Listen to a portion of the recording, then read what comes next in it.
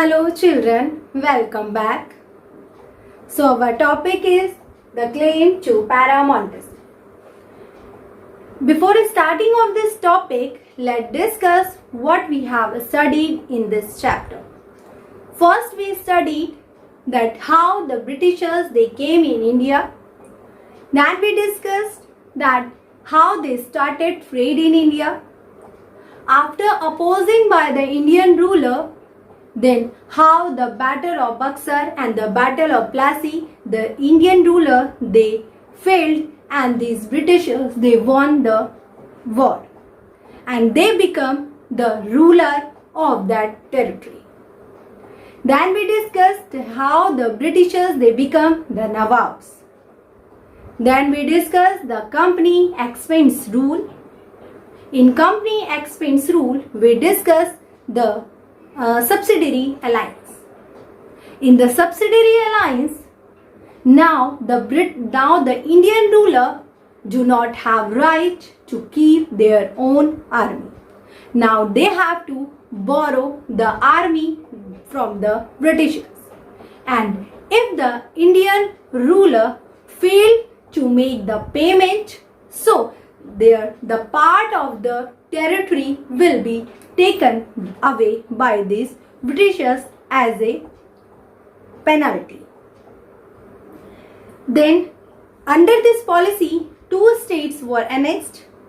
The one was Awadh and the second was Hyderabad. Now let's discuss the claim to paramountacy. The new Governor General of India, the Lord Hastings, who ruled in India from 1813 to 1823, he initiated the claim to paramountacy. According to him, the British authority was supreme or the paramount. It means no Indian ruler, no Indian state has power to give the competition to the authority, so they are paramount. So no one can defeat them. As it is the saying, the authority when challenges always. So it is a fact that the authority when challenges always. Under this policy, as these Britishers, they try to annex the Karnataka, the small kingdom of Karnataka, the Kittur.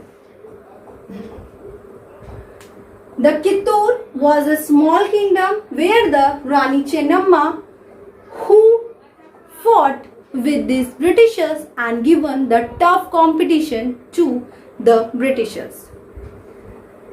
And she led a anti-British resistance movement. But she got arrested in 1824 and imprisoned, and she died in 1829.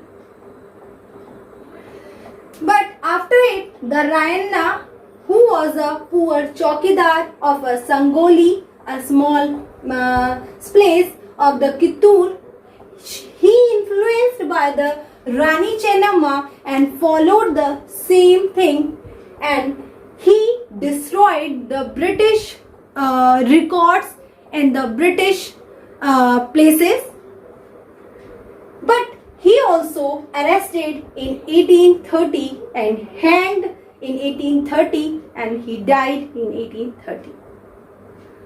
So as the Britishers, they established their great rule in India, but what was the reason that they moved northwest part of the India?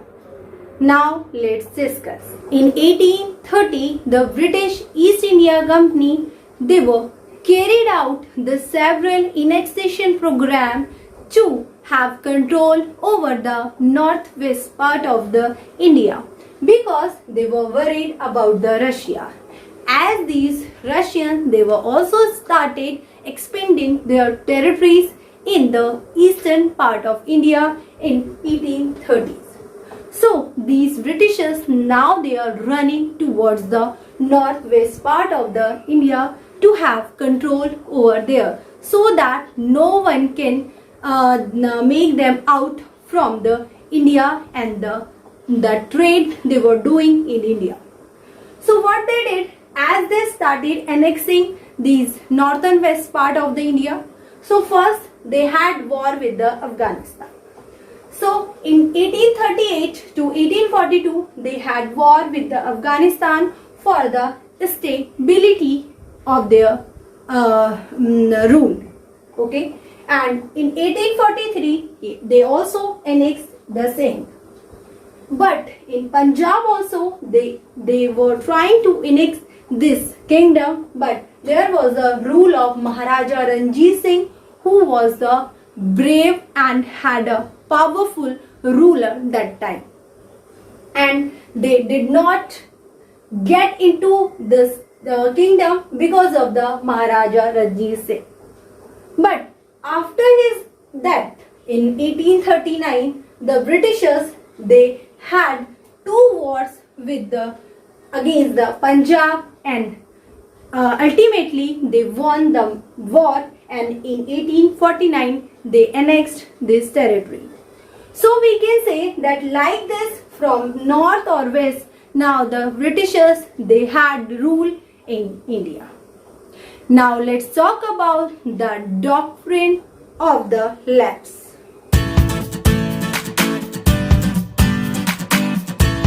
As these Britishers, they were using policies to annex the Indian territories. The policies were the subsidiary alliance, and the second policy that they were using to annex the Indian territories, that was the doctrine of the lapse. As this policy was carried out by the Lord Dalhousie in 1848 to 1856, he ruled in India.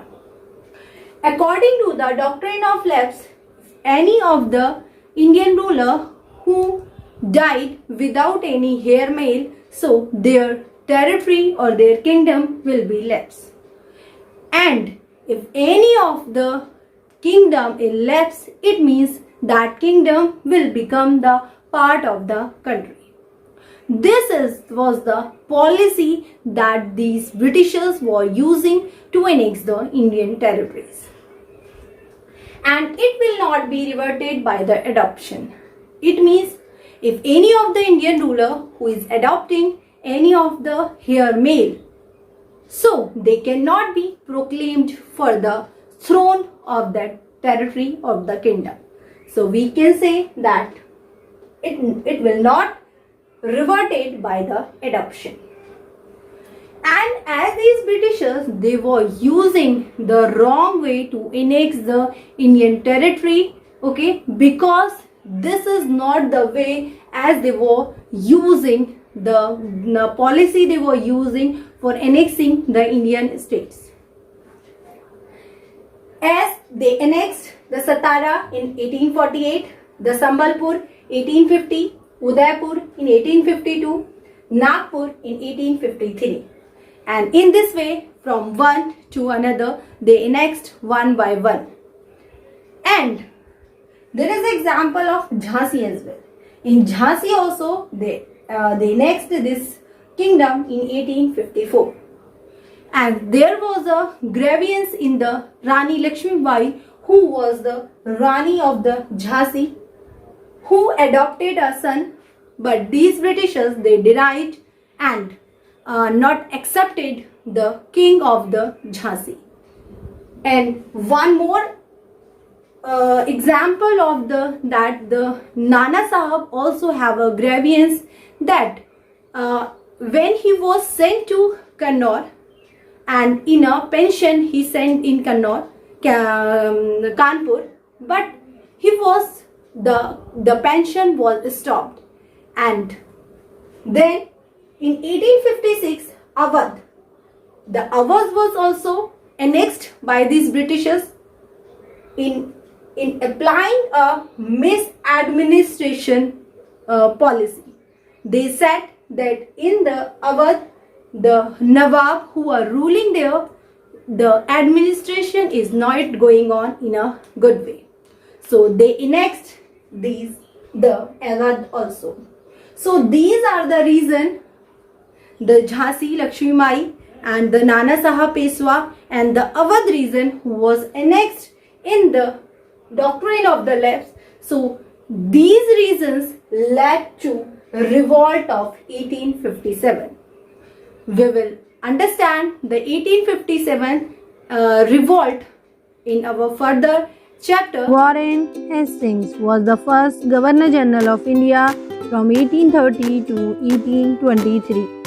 He brought about many changes in the administration, especially in the sphere of justice. Lord Hastings initiated a policy called paramountcy, under which the East India Company was proclaimed to be the supreme or paramount.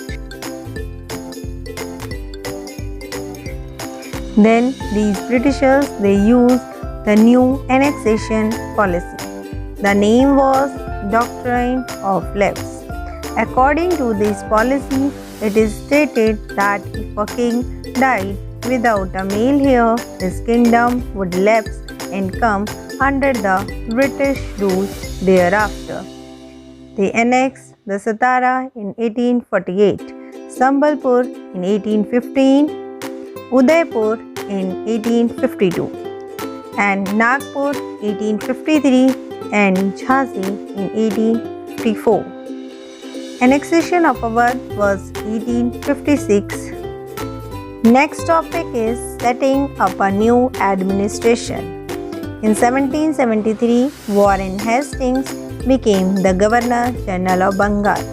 Hastings divided administration into three presidencies, namely Bombay, Madras and Bengal. He also qualified laws with the help of Hindu Pandits and Muslim Muftis. Separate civil and criminal courts were set up under the supervision of the collector, and also appointed the collector to collect revenue and maintain law and order. Our next topic is the company's army. In India, colonial rule brought some new ideas of administration and reform. The Mughal army composed of cavalry and infantry. The army of the Mughal was dominated by the cavalry. In the 18th century, changes occurred when Mughal successor states started recruiting peasants into their armies and training them as professional soldiers. The East India Company adopted the same method, which came to be known as the sepoy. In the early 19th century, the British began to develop a uniform military culture. This created a discontent among Indian soldiers, and it became one of the reasons of the revolt against Britishers. We have learned that northwest provinces of India were conquered through wars. Lord Hastings initiated a policy called paramountcy, under which the East India Company was proclaimed to be supreme or paramount.